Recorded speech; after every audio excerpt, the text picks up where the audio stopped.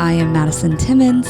I'm Chris Susie. And we're paranormal specialists who live in the most haunted city on earth, Savannah, Georgia. Every day is Halloween in our line of work, so join us as we spin true tales of haunts, murders, and disturbing Savannah history.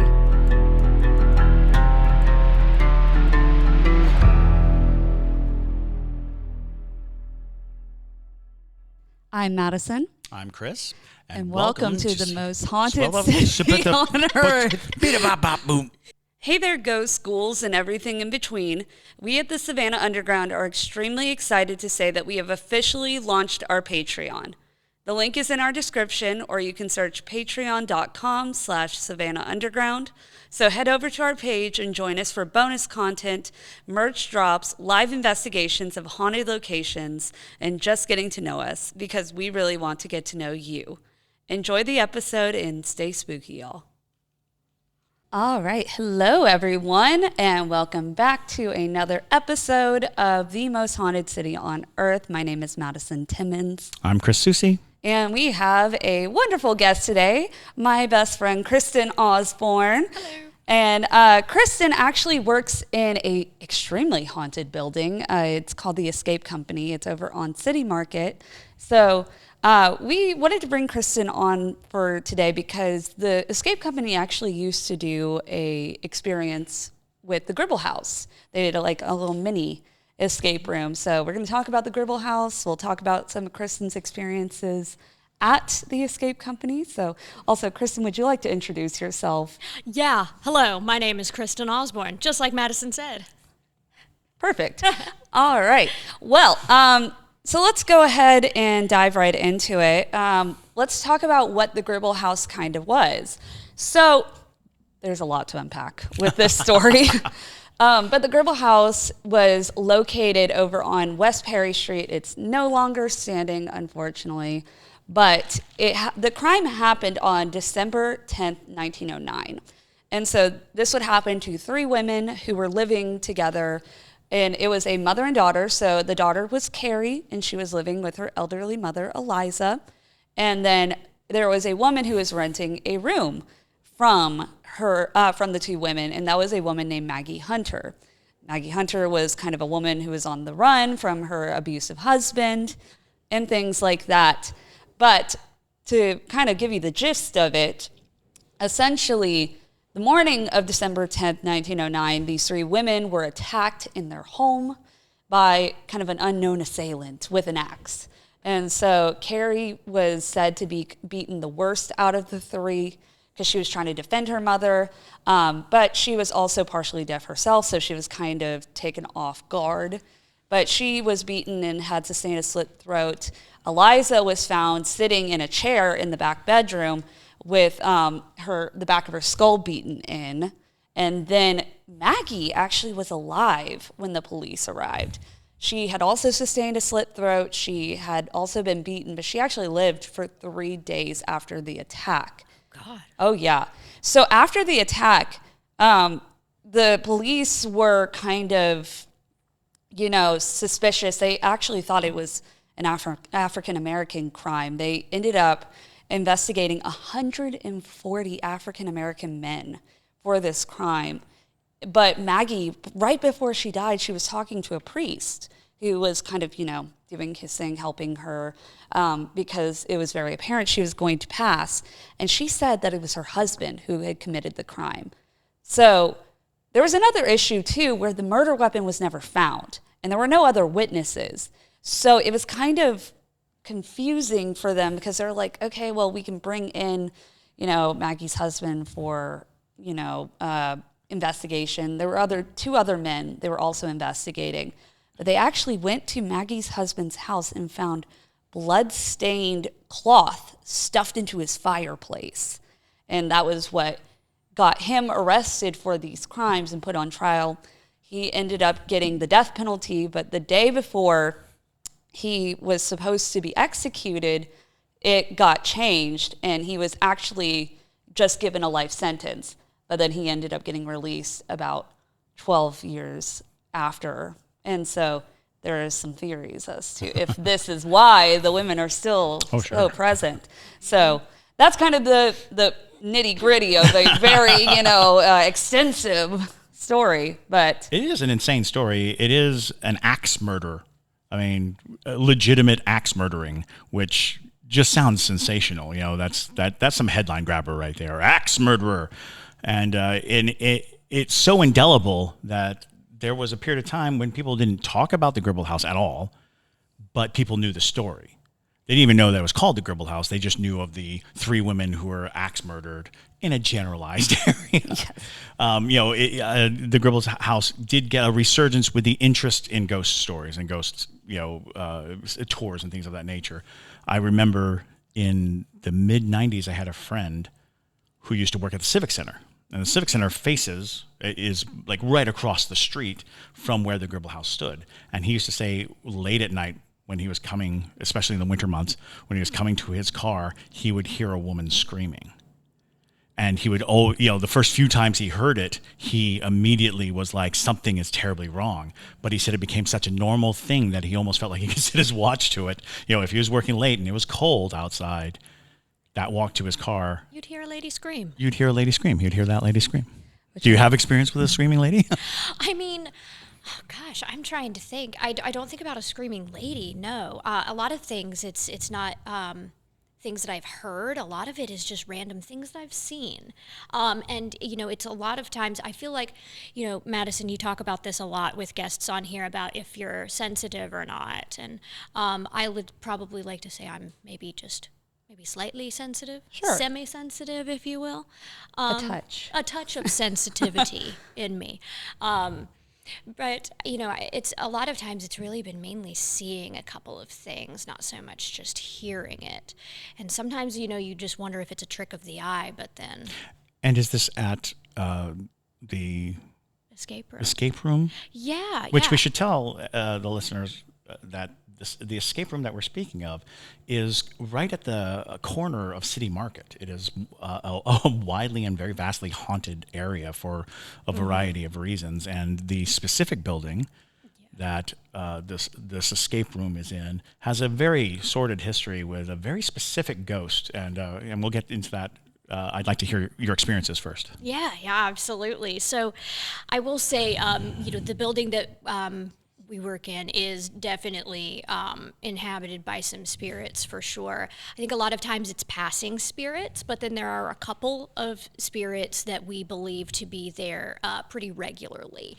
And there was actually a medium who came in to our company once and, did a little bit of a reading for the owners back in the very beginning that explained about 2 specific spirits, a ghost named David, and he's a friendly spirit, and then there was a little girl, didn't catch the name of her, but the main experience that I had was a very interesting one, and this was a couple of years ago, late on a Sunday night when just me and 2 other coworkers are there at the building, and it's a slow night. No one else is there. We're just kind of doing some cleaning up and restocking of some things, and basically I had a male and a female coworker with me that day, and I was with my female coworker in the other room. Our male coworker, we didn't really know where he was, and I came out of the back room, and I came down the hallway where you can kind of look back to where our control room is. And down that hallway, I'm carrying some stuff, so I'm not paying like super close attention. But looking down the hall, I see a guy in a trench coat just like go right around the corner into our control room. And I was like, oh, odd. Don't know what that is. And I automatically started assuming it was my male coworker playing a trick on us because he really liked to grab the trench coat in one of our escape rooms that we have, actually. So I very well was like, oh, okay, that's him. So I run into the back and I'm like, hey man, what are you doing in there doing this to us? And there's no one in there. So I was like, okay, well, that's different. So I backed out, went back to my coworker and I was like, "Hey, where's our buddy?" And she's like, "I don't know. I think he's in the bathroom right now." And I was like, "Okay." I saw something kind of weird. And then she ends up going out the door. She it got a little antsy and everything. She starts walking out the door with some more items, and I watch her stop dead in her tracks in the hallway and just kind of backtrack back into the room with me. And she was shaking her head. And I said, "What?" And she said, "I just saw it too." She saw the same kind of thing, like a man just kind of like coming around the corner or whatever in a trench coat. And so finally we find my other coworker, and he had been in the restroom the whole time, so it was not him. And he explained to us that, and we said, "Okay, we think we're seeing David tonight." And so we were like, "Okay, interesting. Let's go ahead and just wrap on up and get out of here because it's time for closing up anyway. Let's just go ahead and go out the back door and just not think about it again." And as we are turning out the lights and getting ready to leave, the coworker of mine who hadn't, experienced this yet was in the back. He was behind us all. And he, as he's going, through the doorway and shutting it behind us and everything, he looks down the hallway and he sees a man standing at the end of the hallway, just staring at us, walking through the door and leaving. Old David. Old David. Tell you, that guy, he usually... It's so interesting because usually it's something small like opening doors or, Sure. Just little things here and there. And there's not been a whole lot of actual sightings, but this was like a very different occurrence where we did finally see something. And we're a little uncertain still yet, even if that was actually David or not, because we were told he was such a friendly spirit. And after that, we started feeling like just a bunch of negativity there, weirder stuff. So almost even think that it could have not been David. It could have been another passing spirit. Well, didn't that building used to hold gunpowder? And wasn't there like an explosion or something that occurred there? So, Something fascinatingly, that building, yes, was a powder magazine, but it was also a brothel. Yeah. Okay. And in when I first moved here, there was a restaurant where this escape room is on the ground level.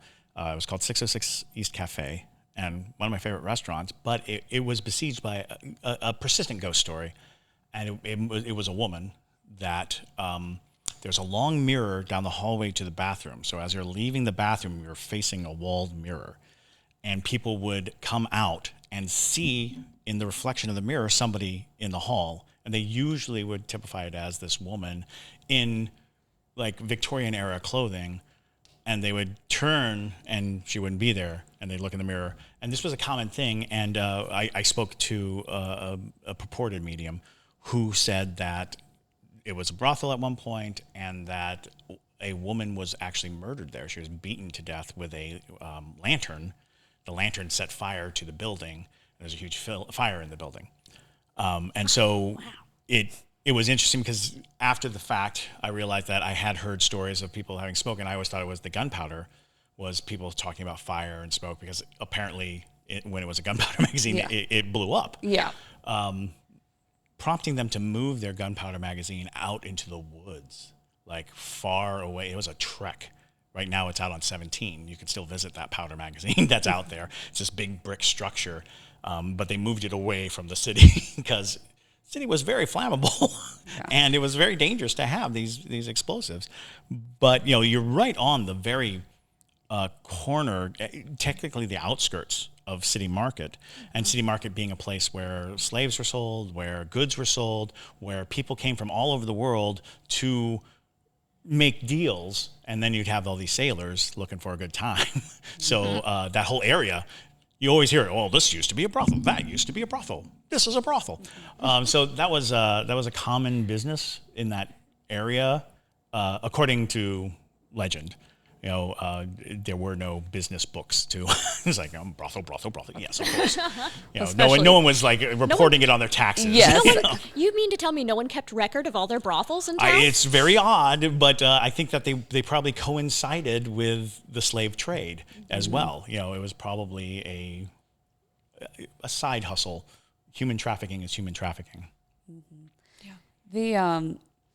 That's interesting that it was just like a man in a trench coat. It could have been very well David, but it also, like Chris is saying, since it was a brothel, it very well could have been just like a John that's still residual, Well, especially given the negative sensations that you were feeling, it could have been any number of disgruntled human beings. Yeah. Oh yeah, because it's very interesting. There's been some just very small experiences for the most part that I've had there, but then we've had a couple of even more interesting experiences too with stuff. Like there was another instance. I think this one could be debunked with gravity, to be fair.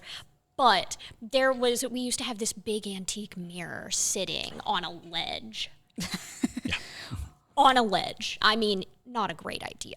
But at one point, I think it was hung. But at this point, it was kind of just like sitting on the ledge and whatnot. And it had been there for years, like never moved. And all of a sudden, one day, as my boss and coworker are walking by it, we got it on security camera footage and everything. As they're walking by, that mirror just falls over and shatters on the floor. Oof. Yeah, like very interestingly. However, we did kind of look and see about debunking that one of like, we think somebody like kind of hit the ledge a little bit and it was just right. So that one, we'll see. One of the most interesting debunking methods is to explain it through those means. It's like, oh, well, the air can move this door. Oh, well, it would be very easy because this thing is on the edge. But truth be told, ghosts are not particularly beefy. They don't have a lot of muscle. So it would make sense that they would go to move the thing that's easiest to move. Yes. So if the opportunity to move something's there without expending huge amounts of energy, they may very well take that opportunity. Mm-hmm. And let's not even begin to talk about what a broken mirror indicates spirit-wise. Yeah. Because, the release into this world from a broken mirror, widely believed by many cultures, the idea that you break a mirror and the spirit inside the mirror gets out. And, we typify it as 7 years of bad luck. But it's 7 years of good luck for the spirit. Yeah. The spirit's like, hurrah! Yes. I'm free. I'm free. So, I would not quickly scoff at antique mirrors falling down and breaking. No, not too quickly. No, definitely did not. That was definitely a very strange one.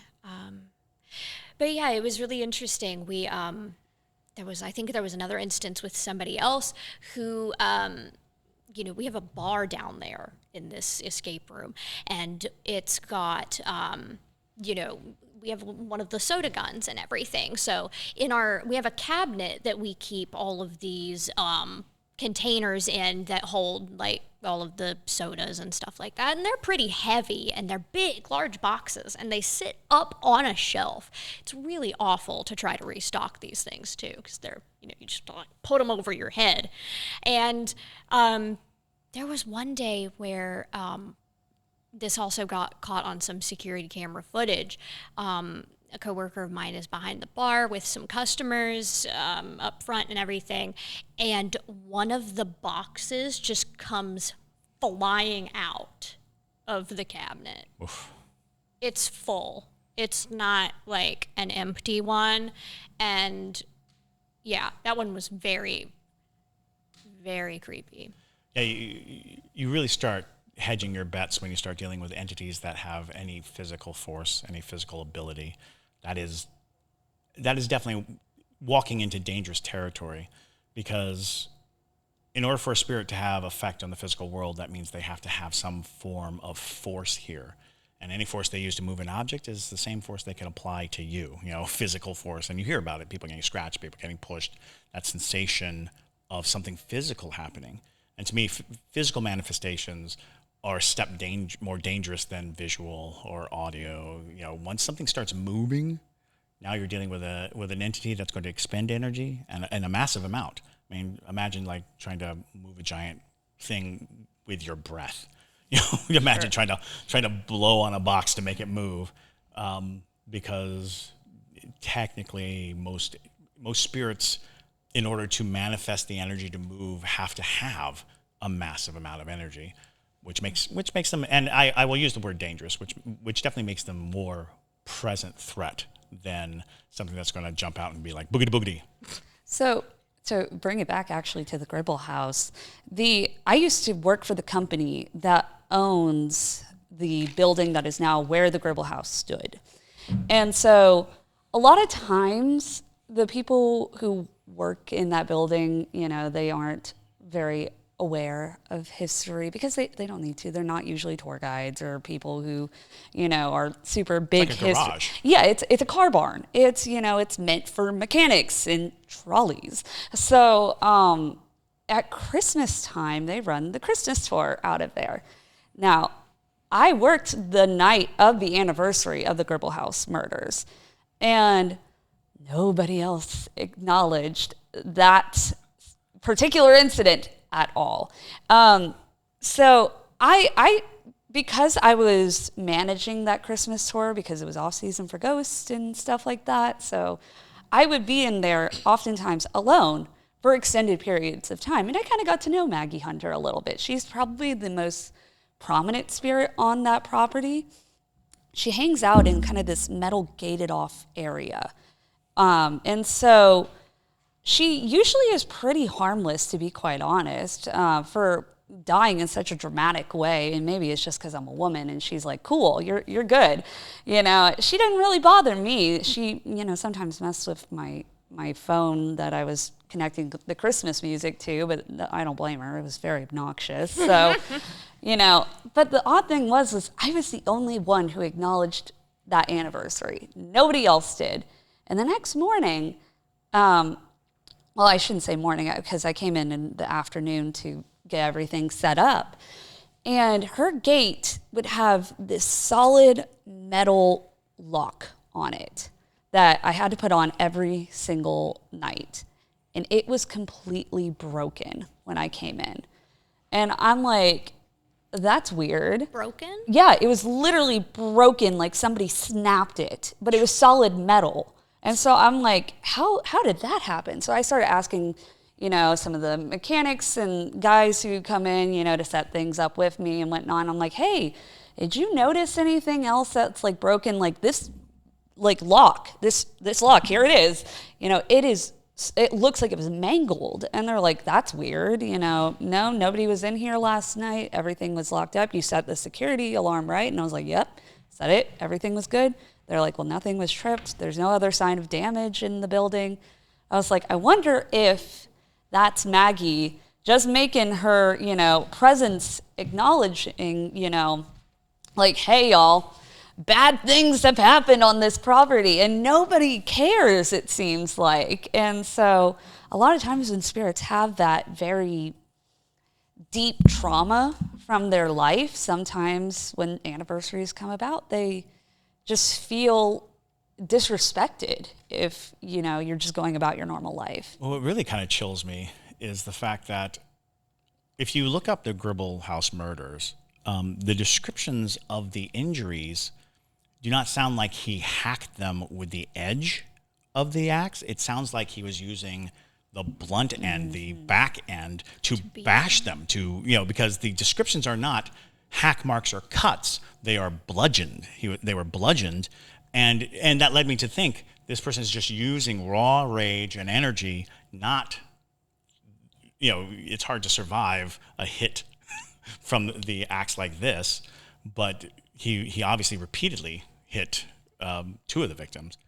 And that brings you to this idea of taking an axe, the back of an axe, and taking it to one of those locks. You can knock it right off of its, pins, which kind of chilling to think about on the anniversary of a man who repeatedly bashed somebody with a heavy object. Yeah.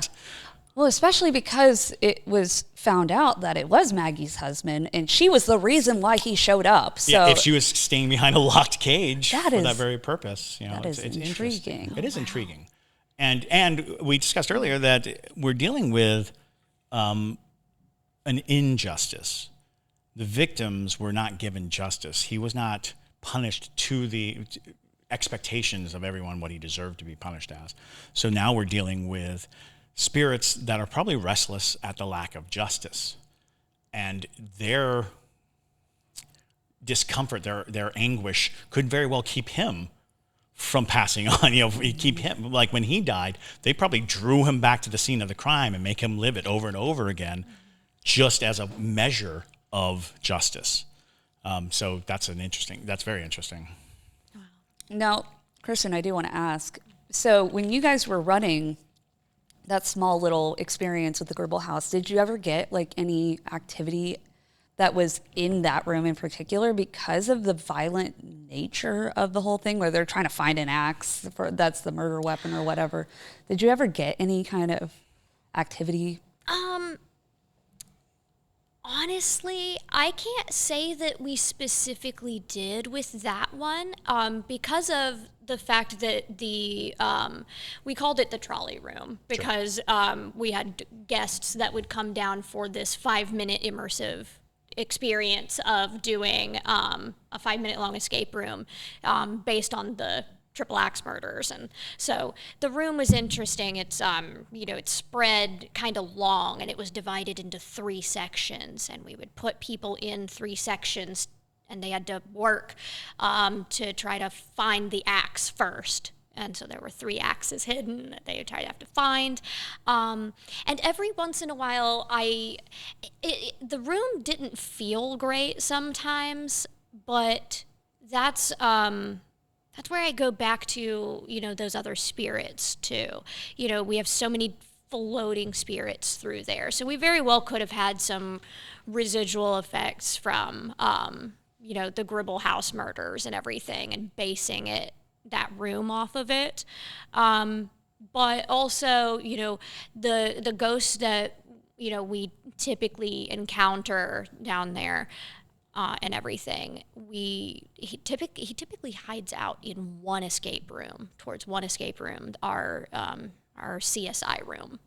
And that's the one that usually people have the most experiences with. And would you say that you've seen him before the Gribble House experience went up, or would you say you saw him after the Gribble House experience went up? So interesting enough, that would have been while the Gribble House experience was still up. So, and the reason I ask is, there's something very interesting about haunted locations, and that is, and I'll say it probably many times in the podcast, people are more likely to be haunted than houses. People will bring spirits with them. They'll cling to them, and they'll walk around, and there'll be spirits following them. Like oftentimes many spirits will be following a single person.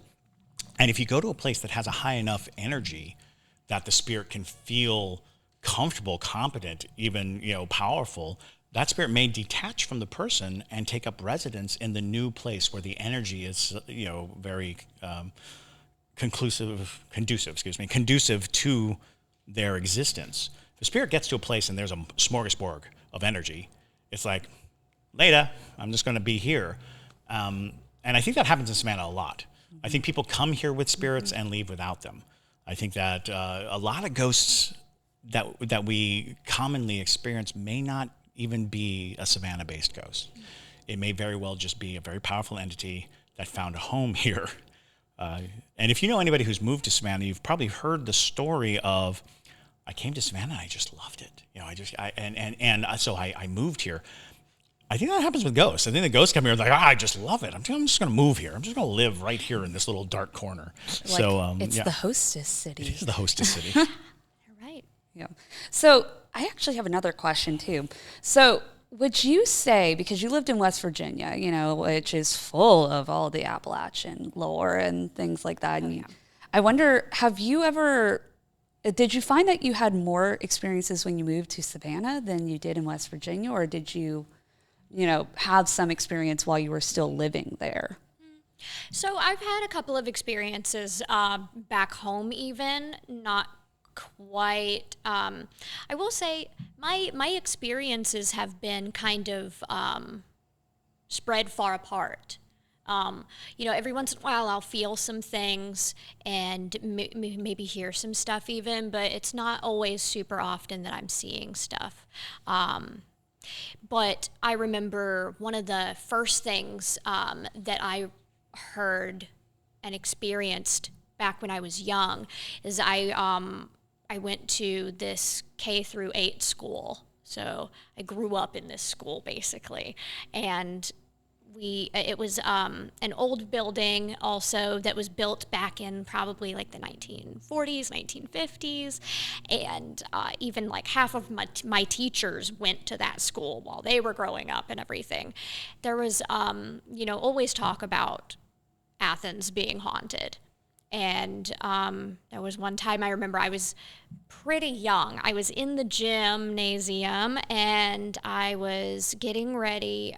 Something happened, I guess. And I was like sitting in the hallway where the bathroom was. And you could kind of like see down into the hallway and go around the corner, and that's where the bathroom would be. And I remember I was sitting there and I thought I heard somebody say my name from the bathroom.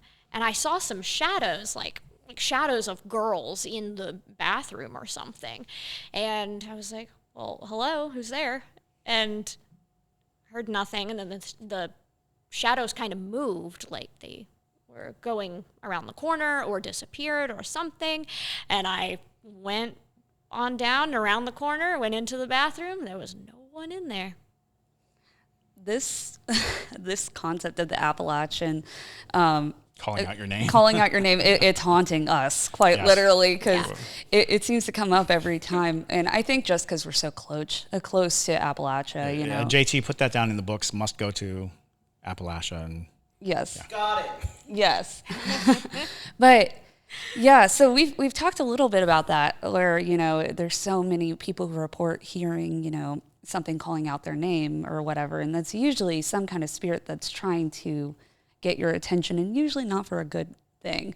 And it's interesting that happened to you as a child, because that's something we also talk about, where children are the most susceptible to evil or malicious spirits, because you're so vulnerable and so innocent. Yeah. And if it knows your name, then it already has power over you in some capacities, because names hold so much weight with your connection with that spirit. And that's why, when a demon's name, it helps so much in trying to get rid of it. So it's equal parts good and bad. Yeah. Because speaking the name is evocation, but also dominion. It's a dangerous game, and names are dangerous games. I think that we're just coming into an interesting time where many of us are known by our pseudonyms, by our screen names, by these other names, which was a pretty good practice to have. Don't let just anybody know your name, because they could use it against you. That's how they bind spells. There are a lot of spells where you have to repeat the person's name while you're doing something in order to affect that person. So if you're hiding your name, and I want to say that in a lot of voodoo priests will use these elaborate names as protection from other people stealing their juju or stealing their abilities or cursing them. So I think when you hear your name called out, 9 times out of 10 is not great. 9 times out of 10, it's something dangerous. That 1 time out of 10 is probably a loved one, saying, hello, hey, how's it going? But usually they won't make you feel oogity boogity. Yeah. Very true.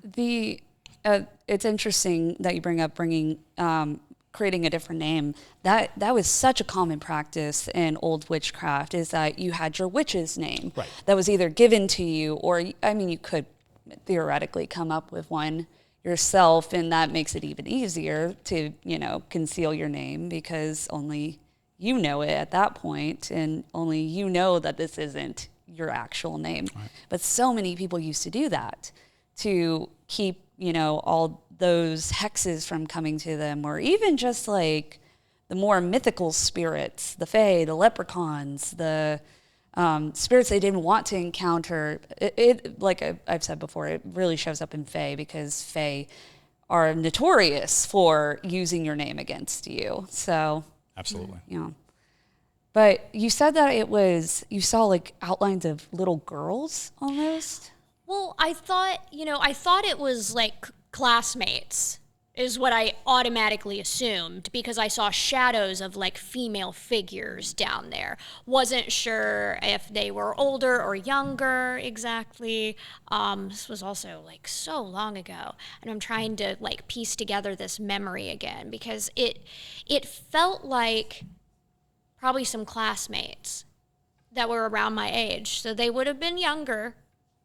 And yeah, they just. That's I pretty heard, "Hey, classic. Kristen." Yeah. I mean, the thing that's alarming is that you saw multiple shadows. You know, that is alarming. That because usually it's a single entity. Usually it's a single shadow, but having multiple figures denotes a kind of colony that you stumbled into. Stumbled along a ghost colony in the ladies' room, I swear. And we were talking about bathrooms being incredibly scary places, and there are cultures that have specific bathroom ghosts. The one that sticks out in my mind is the Japanese schoolgirl toilet ghost, which it's terrifying because for me, I'm phobic of bathrooms as it is. So when you're like, oh, and there's a ghost in there, it's like, well, I'm having enough trouble already. I don't need the addition of a demon ghost hanging out in the bathroom. Or it's just Moaning Myrtle, you know. Yeah. Well, see, It's I was not a fan of Moaning Myrtle because she's a bathroom ghost. She is. They're like, no, bathroom ghost, no. Well, and she actually is pretty accurate to how bathroom ghosts operate. Is they intrude on your privacy. I mean, It is the most private place. Well, you you can know, be. like She really invaded yeah. his privacy. Well, I mean, like in the books, literally, it's so interesting because she's very different in the films. In the books, there's like this one scene where Harry's taking a bath in the prefect bathroom, and it's kind of this open space of a large tub.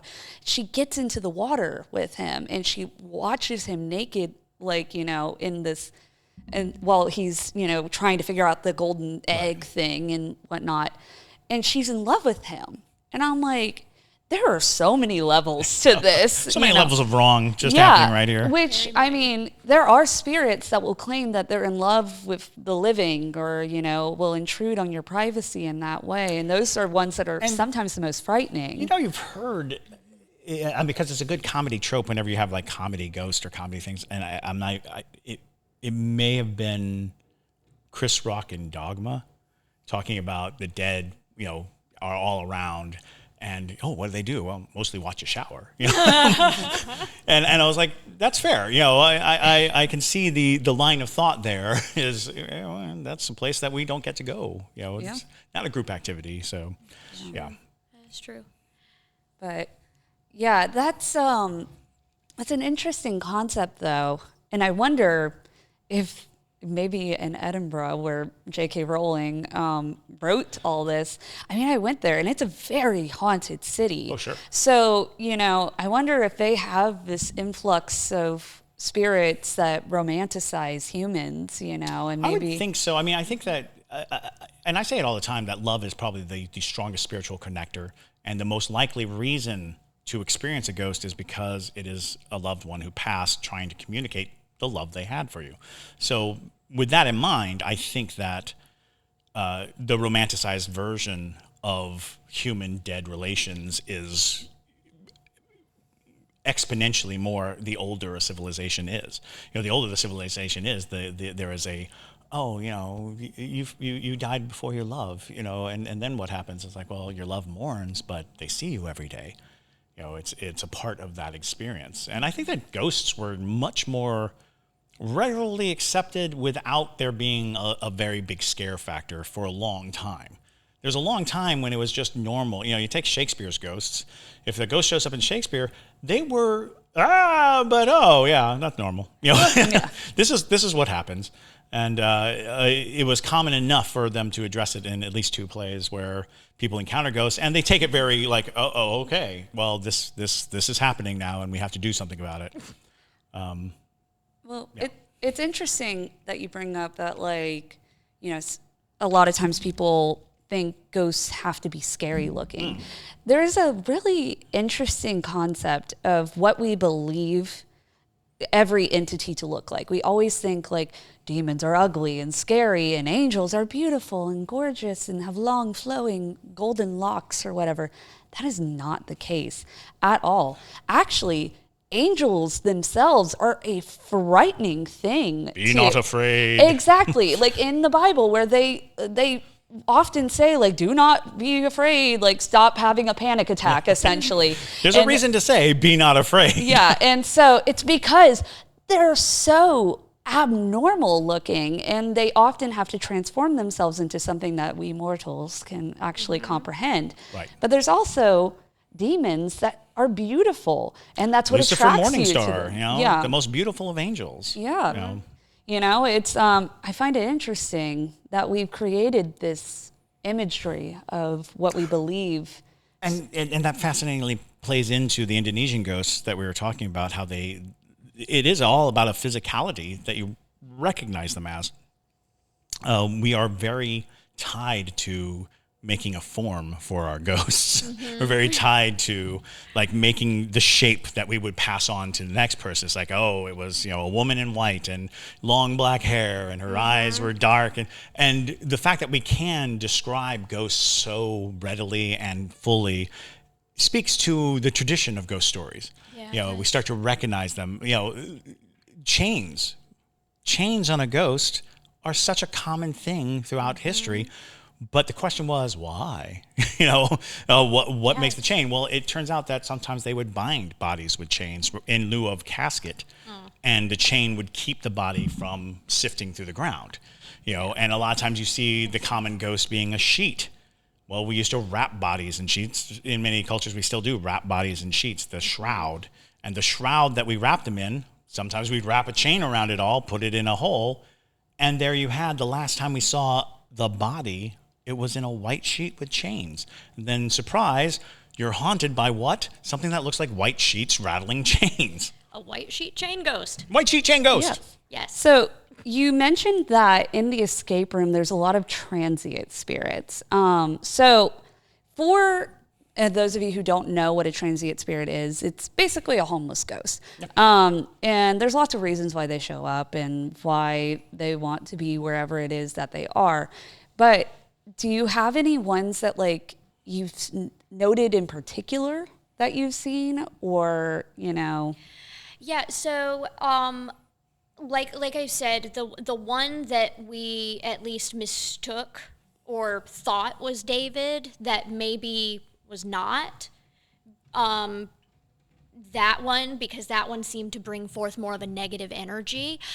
Some of that negative energy kind of ebbed and flowed in there. Like it would come and it would be there for a while, then it was gone, and then maybe it would come back again for a little bit and then it was gone. So there was that, and then I'm trying to think. You know, funny enough, actually, we have our own bathroom ghost at Escape. Continue on. So anyway, the bathroom ghost that we have, the little girl I was mentioning earlier, alongside of David, the little girl ghost apparently likes to play tricks on people in the bathroom. Now, we all haven't kind of heard any record of her in quite some time, but in the beginning, she was more present and prominent there. There was, I think, a time where a coworker of mine went into the ladies' room, was trying to go to the bathroom and open one of the stalls, and she pushed on the stall door to go in, and it was opening, but then it shut back immediately. And she was like, oh, okay, someone must be in there. And she like looked under, and there was no one in there, so then she pushed it open again, and it actually opened, and so it was a little bit of a freaky one for her in there. And so I guess there was a couple of other people, like maybe even some guests, who mentioned something about like little girl laughing in the bathroom, but there was no little girl in the building. A lot of times, children spirits, they are rambunctious like that, and they're actually more apt to be a transient spirit, in my opinion. Because, absolutely. They don't have any ties. They're more curious anyways, right. You know. So and, they can explore. Yeah. So I could totally believe that there being no record of, you know, a little girl being in the building, but she's like, oh, lots of people in here. I can play tricks on them. Yeah. But I think she was more prominent back in the beginning, and then maybe she, passed on to somewhere else. Sure. And actually in the building that the Gribble House was in, there was some really interesting spirits like that too, where... Well, you're talking about ground zero for hyper spiritual activity. Whenever something happens at such a high emotional stake, such as, a murder being almost like an instant, get a ghost free card. If a place had a murder, that means that the intent to take someone's life was there, the loss of a life was there, all this emotional input. And so the Gribble House, 3 murders occurred in a very short period of time. The action, the violent act was very quick. It happened that morning, and he was, it was discovered the morning that it happened. So we're definitely dealing with this high emotional output. But I always talk about the Gribble House because it is in an interesting location on top of everything else. It is right across from the Savannah Redoubt. It is where, during the siege of Savannah, the forces, the British forces, were lined up right where the Gribble House was. Their wounded died there. The sounds of war, the sounds of people dying, whatever pressure was coming from outside of Savannah in, all happened along that line. They were defending the high ground, which is right where the Gribble House is, and then the redoubt was like a hill that went down towards a tributary, a little creek, and that was a huge battlefield. So on top of this triple homicide in 1909, you had this 1780s battle that was a battle royale. It was a really bloody feat. So I know I've had people right on the corner behind the Gribble House, right on the corner of Liberty and MLK, hear the sounds of screams, gunfire, and of course it's Savannah, so gunfire may not be. I was going to say MLK at night. Yeah. Gunfire may not be musket fire. But hearing the sounds of battle and the screams and the cries, and if you're standing at that intersection, you're between the Gribble House and a battlefield. Yes. So the likelihood of having, at the very least, an uneasy feeling is pretty good. And it's funny because not many walking tours can make it that far west or north to accommodate the Gribble House.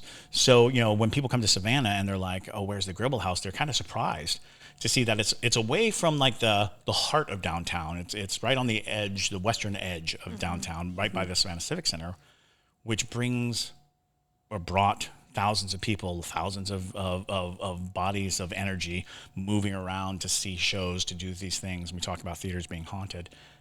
That whole place has that vibe.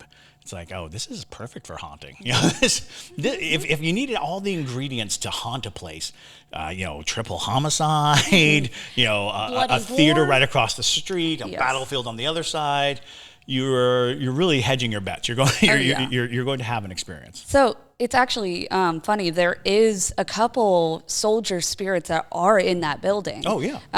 And so one of them hangs out in this kind of back room. It's interesting because he hates women, which is intriguing because of the 3 women that reside there as the Gribble House women.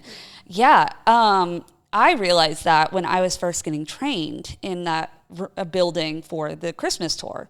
And so the guy who was training me, he was like, oh, don't go into that back room. And I was like, oh, why? Is there, is something wrong with it? And he's like, oh, no, it's just there's a soldier spirit that's back there, and he doesn't like women. Interesting. Yeah. There was another woman who used to work there, and she was the one who found out that he didn't like women. Oh, no. Because she went in there and immediately saw this man in his soldier's uniform, more than likely from the siege, and he immediately slammed the door shut, screamed, and charged at her. And so she was like, yeah, he didn't like me. And I was like, well, that's intriguing because he didn't die by the hands of the woman, but maybe he just doesn't like the Gribble House women. He's tired of them or something. And it's interesting because, and we don't really talk about this in Savannah lore, but during the American Revolution, we had a lot of Hessian soldiers. Yeah. And Hessians were professional soldiers. They were, they were the scariest of the headless horseman of fame was a Hessian. hired out by the English to fight these kind of mercenary tactics, and they're known for being bloodthirsty, and they're known for being war hungry. And I wonder if that isn't a part of that. I wonder if that wasn't a Hessian who would be incensed by, well, actually any life, but women, I think, probably in the case of a Hessian soldier may not have been a high priority on the battlefield. Yeah. So because it was about terror. Hessians left a terror behind, and people were just so afraid of them. The classic story of the Hessians sharpening their teeth, filing them to give them a more fierce look. And so I think that, that would be interesting. I'd never heard of a soldier in the Gribble House. This is like a very, it's a very unknown thing because it only happened to the guy who trained me and the woman who was, That's very interesting too. Yeah, it's because a lot of people want there to be like Civil War ghosts. And so there's a lot of talk about Civil War ghosts, but we didn't experience any battles in Savannah proper, hardly at all. So in Savannah, we don't have like a Civil War battlefield. Savannah surrendered very, like off the top. Yeah. We sent a writer out to Sherman and was like, hey, before you burn all this down, have some Chatham artillery punch and let's party. So Sherman did not burn down Savannah, nor was there a conflict for Savannah. Any soldiers generally are either the wounded of the Civil War or the Battle of Savannah. Yeah, I mean, we did have hospitals and sorts like absolutely. that, The Marshall House famously was a hospital. Even where the Kendler Hospital was, they had an encampment hospital there. So, and I want to say that the encampment hospital was like Confederate, and then when the Union finally got in, they just switched it out. They pulled all the Confederate soldiers out and put all the Union soldiers in. So the Confederate soldiers lost all their good care. Yeah, we do have also a lot of our Siege of Savannah soldiers because of the burial practices of war. And it's very possible, too, that where the Gribble House is standing could be right next to where one of the trenches, if you will, that they dug and would just dump bodies into it. Well, that's the story of the Sorrel Weed House. Mm-hmm. Sorrel Weed House says that it was one of the trench lines, and that many bodies were discovered because they find belts and buttons and bayonets.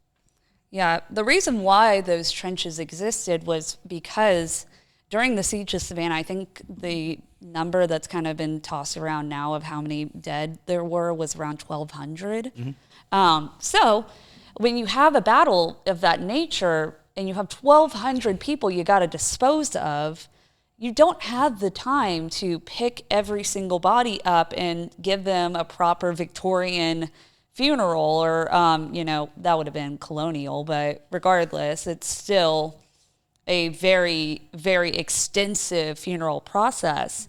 They just wanted to get rid of you as quickly as possible so that they could continue forward. So they dug these big trenches and they essentially just rolled the bodies in and covered it up and created mass graves. And a lot of times over on the west side of Savannah, that's where you're seeing these trenches, which is why the Sorrel Weed House, we are very close to it. Over the way is the tributary, the creek that I was talking about. And they said that creek was dammed up with bodies. Like the bodies were in the creek, and for a time they were just kind of floating down the way, but then they just dammed up the creek because there were so many. And that was literally right there. Well, yeah, I mean, the Spring Hill Redoubt is literally right there. Right there. Right there. Yeah. So it's, we're in the area of soldiers. Even in this building, we've heard people say that they've seen soldiers or things like that. There's a multitude of things have been seen in here. Yeah. We'll have to do a whole show on this honestly. We really will. I mean, because there are so many through here. So actually, Kristen also is our stage manager for the Savannah Underground. Mm-hmm. And so it's been funny that since we've started recording this podcast, actually, there has been more activity in this room since before it started. So actually a week ago, I want to say, there's been reports of seeing things crawling over by that bed over there. And on Saturday, which was August 1st, or no, The the 30th. 31st, over in that room behind Kristen, there was kind of this shadowy figure hanging out in there, which is really interesting. I didn't get to see it because I was in the room, but it's so that was something that we actually saw on the security cameras. On my cameras in the back, and a couple other people saw different things than I saw. Like some people saw like an actual shadow figure and stuff. I saw like a shadowy blob of something kind of fluttering and moving. It was interesting. It was very weird. Yeah, and they're like, how did you not see anything, Madison? You always see spirits. I'm like, it's pitch black in there. I'm like, I like, listen, I can see ghosts, but exactly. I'm like, I can see ghosts, but I don't have night vision. I'm not extraterrestrial. I have night vision backstage. Exactly. That's the only reason we saw it. But yeah, it's been interesting to see how many things have started to perk up. Well, and we had talked about this on other podcasts. When you speak of it, you are opening doors. You are giving light to the idea that we are paying attention, that we are open to the idea that our own perceptions are becoming wider by discussing it, and that makes it fertile ground for the spirit to try to present itself, to try to communicate, to show itself. Because I believe very firmly that ghosts don't want to waste their energy on an endeavor that does not pay them back in attention.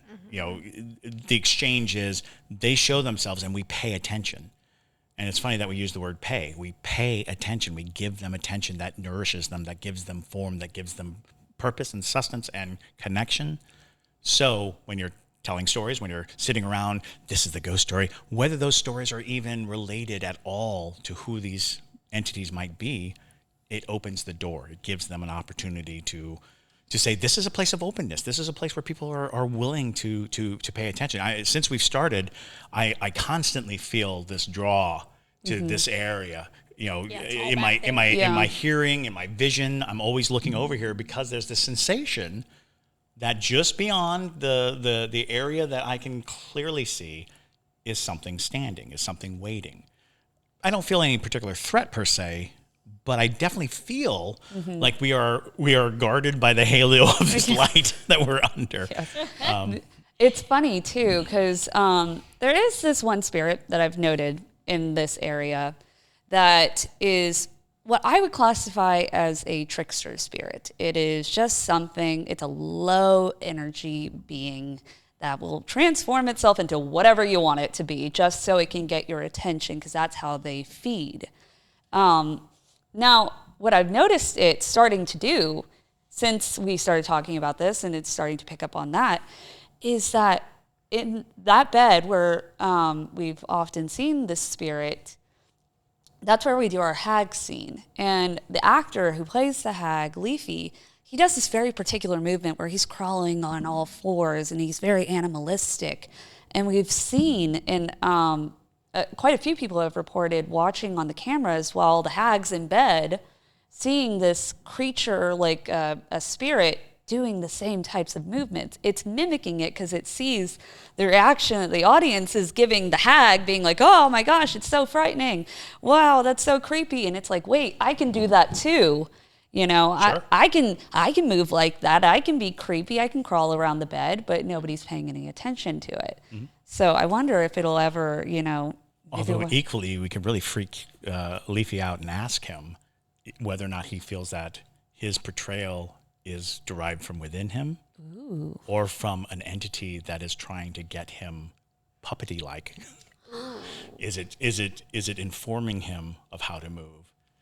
Because that's an interesting acting as a whole has a long history of ghosts lore and ghost history, and close proximity to being ghosts, because we're reenacting, we're recreating a life, and in that act we are actually like ghosts. We are actually filling in a space as a different person, and I think that is a very attractive thing to go. So ghosts and actors go way back.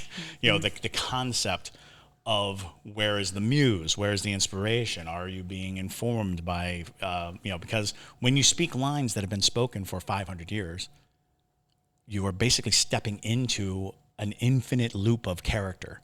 Because I played Hamlet, I have 500 years of people saying the same words, having the same intent and emoting the same way. Am I not being a part of a living thing that goes on and on?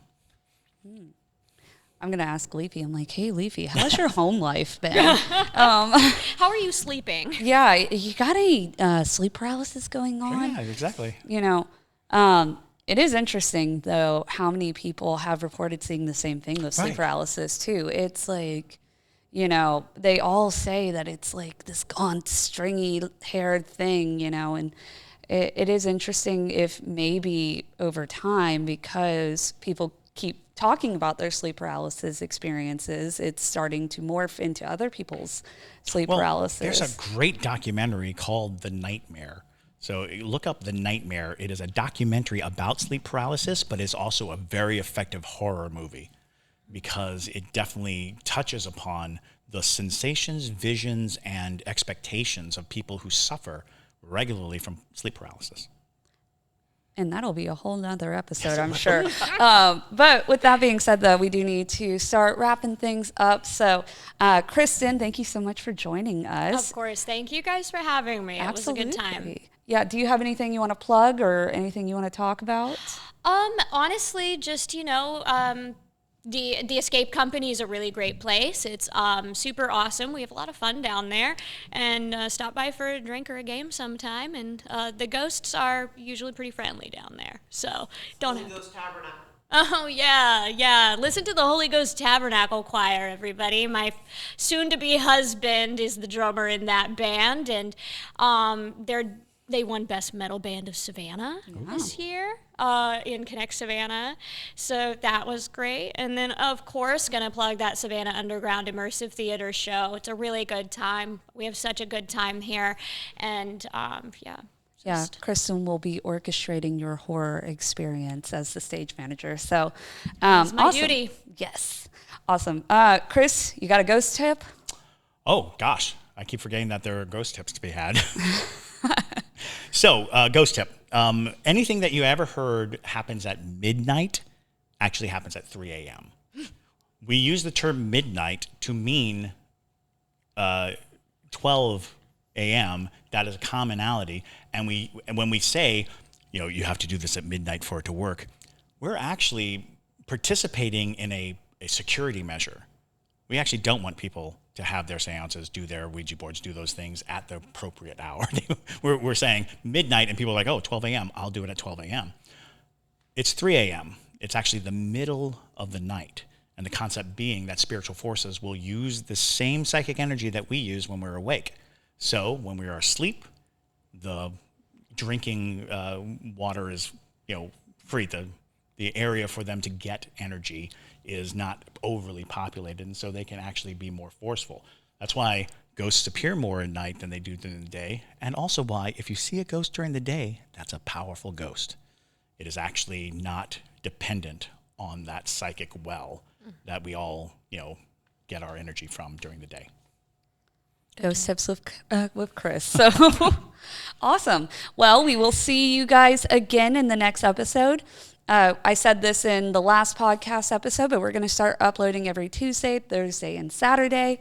Also, make sure to check out our Patreon if you would like to support us further and help us continue to get even bigger and better. And we're also going to have a lot of really fun content over there. So if you want to check that out, you can check the link in our bio or go to patreon.com/the Savannah Underground, Savannah Underground.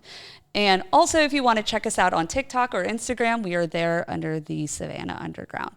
So with that being said, I'm Madison Timmons. I'm Chris Susi. And stay spooky, y'all.